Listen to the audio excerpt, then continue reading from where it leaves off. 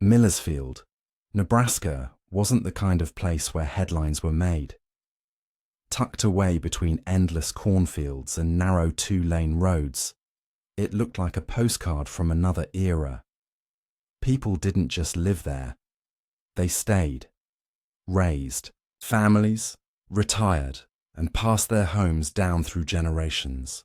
The town square had one coffee shop, one grocery store, and a sheriff's department with 3 deputies who rarely handled anything more serious than a fender bender or a dispute over lawn boundaries. Crime was almost unheard of.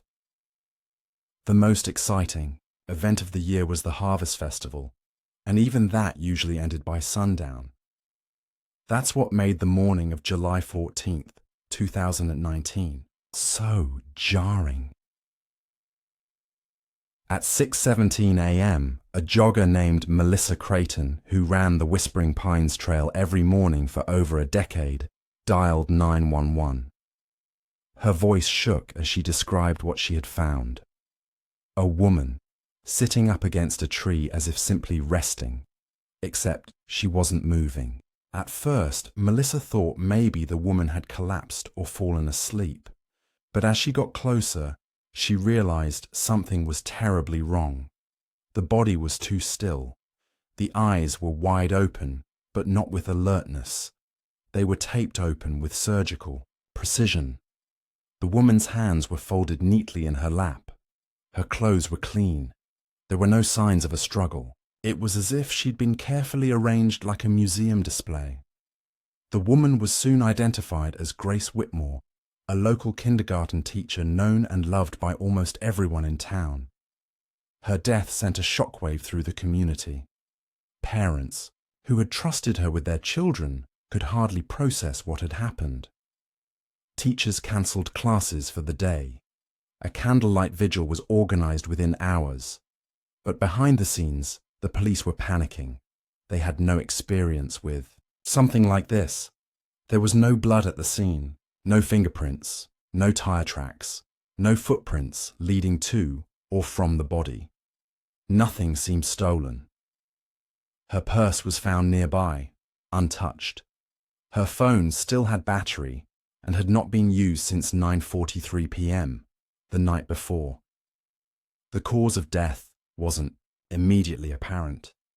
There were no signs of bruising, strangulation, or wounds. It was only after a coroner's report later that week that they discovered she'd been injected with a powerful paralytic, rendering her immobile before a likely cardiac arrest. The method was sophisticated, almost clinical. The staging of the body was what disturbed authorities the most. It wasn't rushed. Whoever did this had taken their time. It suggested planning, familiarity with the victim, and, more chillingly, a desire to send a message.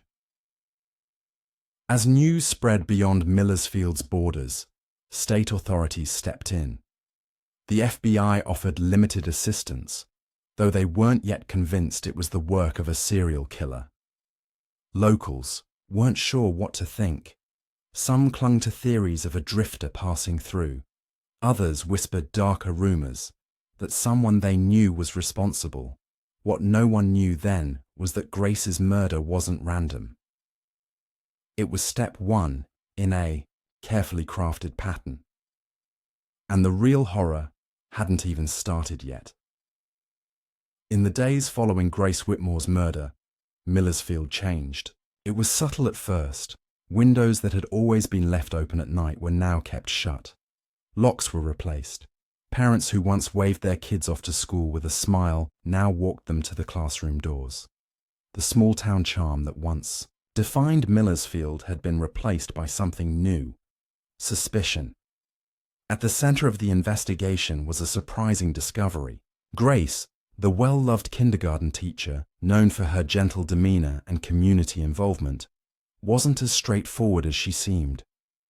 Police digging into her home and digital footprint found a different side to her, a side no one in town knew about. Most of her life seemed ordinary, but the first red flag came from her complaints to the local police about her next-door neighbor, Colin Rayner. Colin was quiet and kept to himself.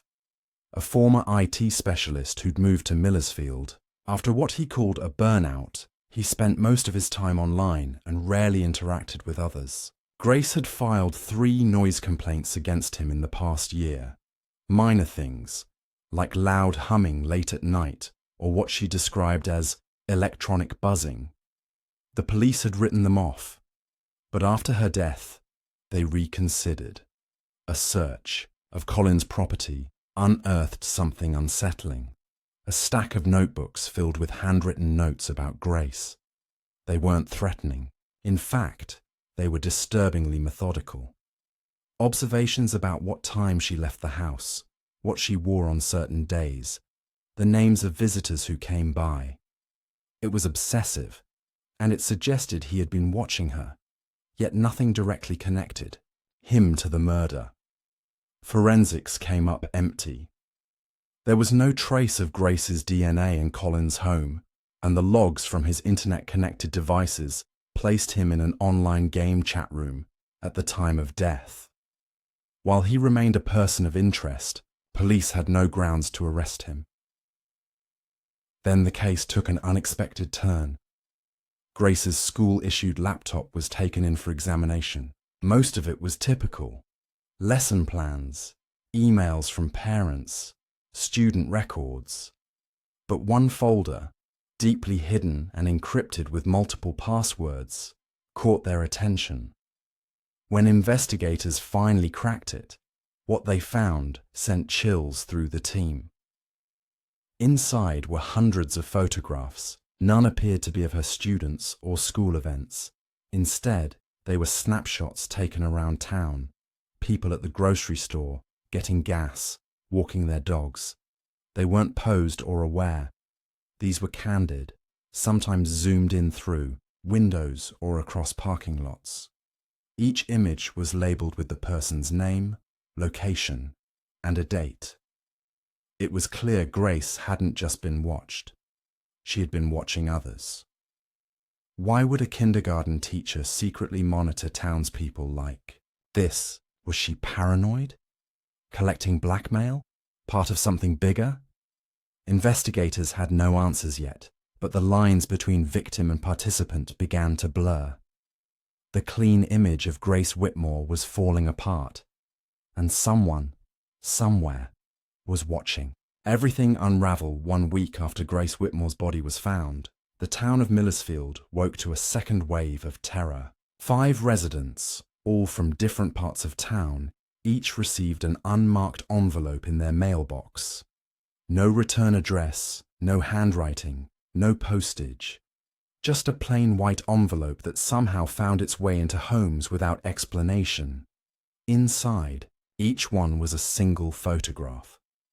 The contents of the photos were different, but the message was the same. Each image showed its recipient asleep in bed, taken from a close angle, and clearly from inside the room.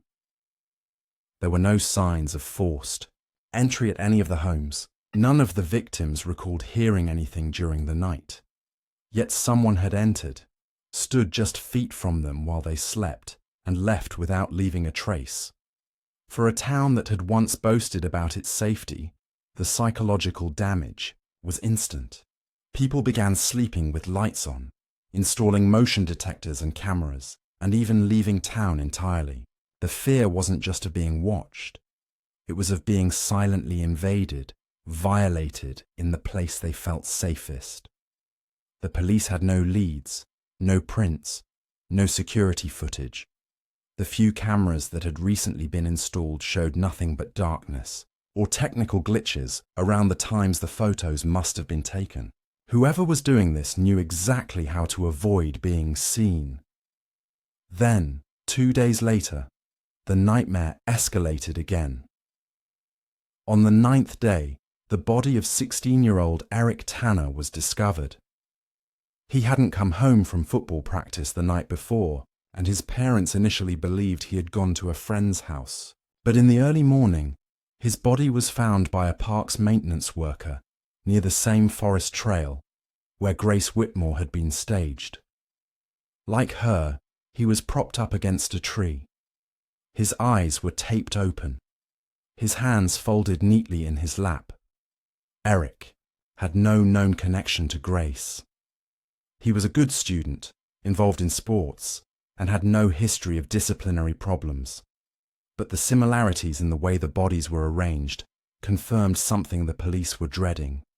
This wasn't an isolated killing. It was a pattern, a message. Inside Eric's backpack was a small USB flash drive, sealed inside a plastic bag. When investigators opened it, they found a single video file. The footage was grainy and black and white, with no audio. It showed the inside of Grace Whitmore's classroom from a hidden angle, possibly a ceiling vent or corner shelf. The footage spanned several minutes, but the camera never focused on the children. It only followed Grace, her movements, her habits, her face. The implication was horrifying. Someone had been watching her for months, long before she died, not just from outside her home, but inside the school, inside her world. And somehow, that footage had made its way into Eric's possession. Questions multiplied. Why would a teenager have a surveillance clip of a murdered teacher? Had he found it? Was he blackmailing someone? Or had he discovered something he wasn't supposed to see? And if so, had that discovery cost him his life? With 2 murders and 5 mysterious letters, Millersfield was no longer a quiet town.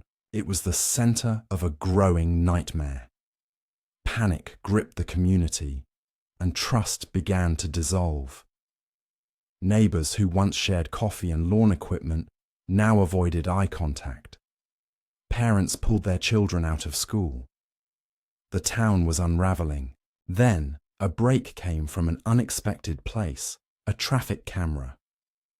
While reviewing hours of footage near Whispering Pines, investigators noticed a vehicle exiting the trailhead parking area roughly an hour before Eric Tanner's body was discovered.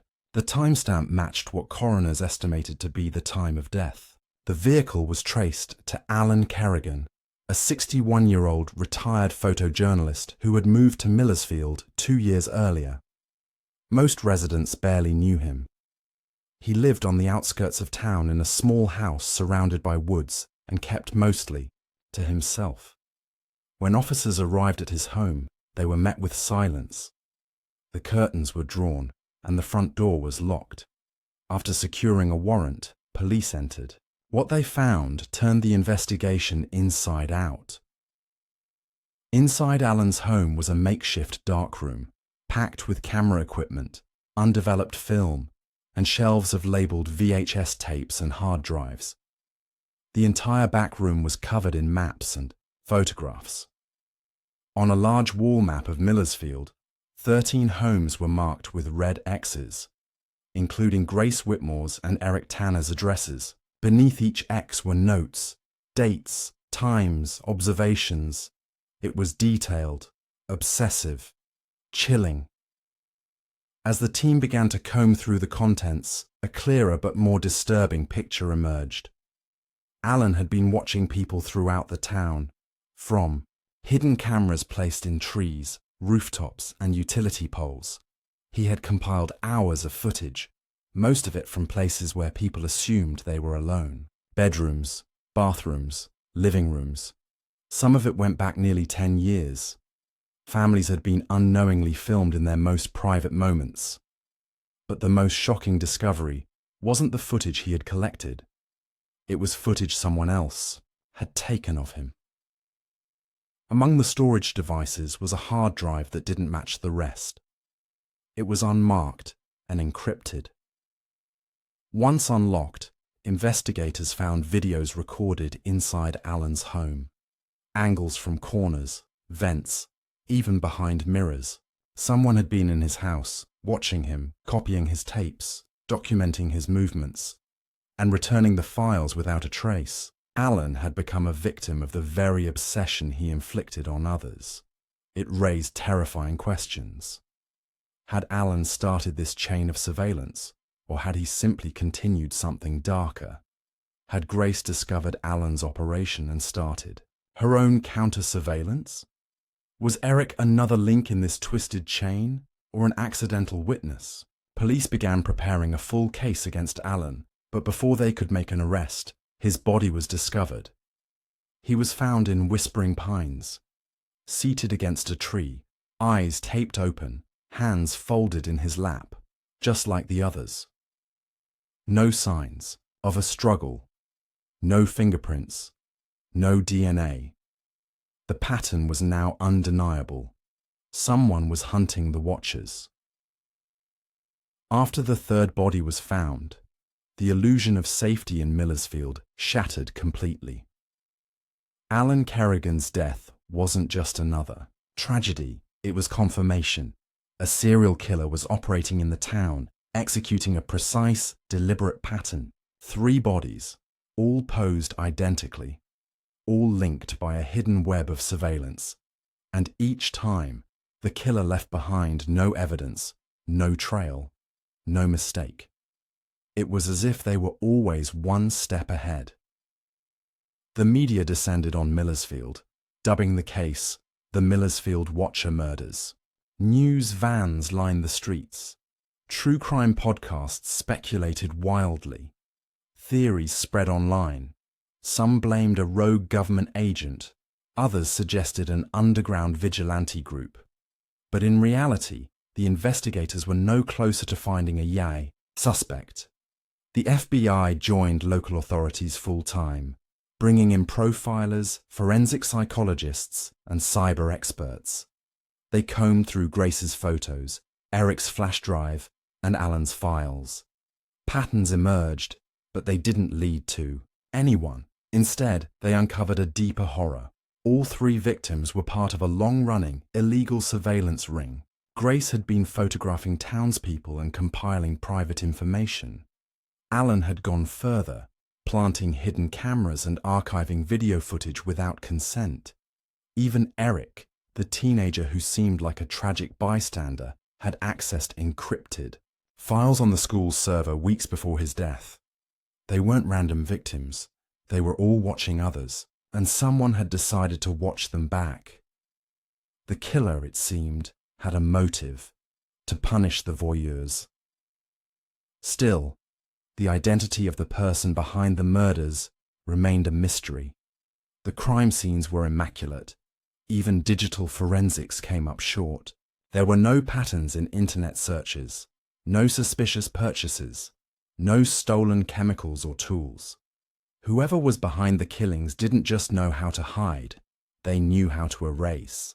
The only clue was the consistency, the precise positioning of each body, the surgical use of paralytics, the complete absence of struggle. Then the trail went cold. Weeks passed. No new bodies appeared. No new letters were sent. The media moved on to fresher stories. The town tried to return to normal, though it never truly could. People moved away. Homes went unsold. The school saw a decline in enrollment. Millersfield became a ghost of itself. Quiet, not from peace, but from fear. In late 2022, over 3 years after the last murder, the local newspaper received a plain envelope. Just like before, no handwriting, no return address. Inside was a single sheet of paper. No image this time, just a message printed in bold, all-caps font. There are still eyes left to close. The FBI examined the letter and confirmed it was printed using the same ink and paper type as the letters from 2019. It was real, and it meant one terrifying thing. The killer was still out there, watching, waiting. The case remains open to this day. No arrests have been made, no suspects officially named. The trail is cold, but the warning remains. In Millersfield, people still draw their blinds at night, and every so often a neighbour quietly disappears without a trace.